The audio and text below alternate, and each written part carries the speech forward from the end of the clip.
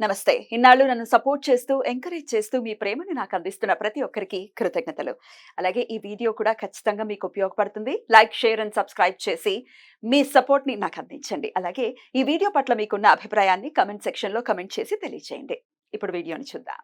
నమస్కారం. రేపటి విశిష్టతని ఒకసారి చూద్దాం. రేపు 28వ తారీఖు జూలై నెల 2024వ సంవత్సరం ఆదివారం.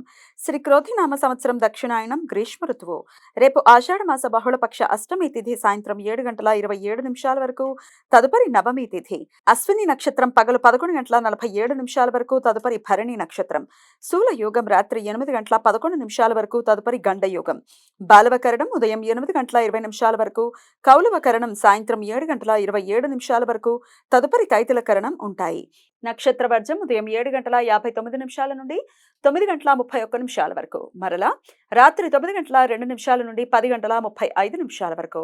అమృతకాలం తెల్లవారుజామున 4:57 నుండి ఉదయం 6:28 వరకు.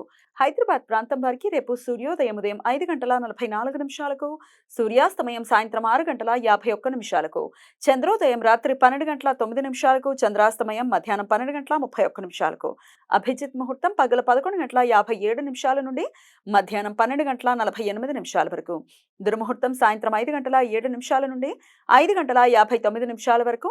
రాహుకాలం సాయంత్రం 5:14 నుండి 6:51 వరకు. గుళిక కాలం మధ్యాహ్నం 3:37 నుండి సాయంత్రం 5:14 వరకు. యమగండం మధ్యాహ్నం 12:23 నుండి 2 గంటల వరకు. వ్యతిపాత పర్వకాలం, వ్యతిపాత మహాపాతకాలం రేపు రాత్రి 7:50 నుండి రాత్రి 1:14 వరకు ఉంటుంది.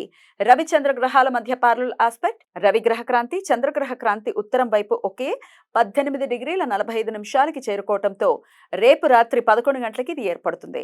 మహాపాతకాలాల్లో ఉపాసనా మంత్రాలు జపించటానికి, అనుష్ఠానాలు చేయటానికి, ధ్యానం చేయటానికి, నూతన మంత్రోపదేశం తీసుకోవటానికి అత్యంత అనుకూలం. ఈ సమయంలో చేసే అనుష్ఠానాలు, ఉపాసనా మంత్ర జపాలు లక్షల సూర్యగ్రహణాల సమయంలో ఆచరించినంత ఫలితాన్ని ఇస్తాయి. ఈ సమయం శుభకార్యాలకు అనుకూలం కాదు. ఆదివారం అశ్విని నక్షత్ర కలయిక ఉండటం వలన సర్వార్థ సిద్ధి యుగం రేపు సూర్యోదయం నుండి ఉదయం 11:47 వరకు ఉంటుంది. ఈ సమయంలో నూతన వ్యాపార ప్రయత్నాలు చేయటానికి, కొత్త పనులు ప్రారంభించడానికి అనుకూలం.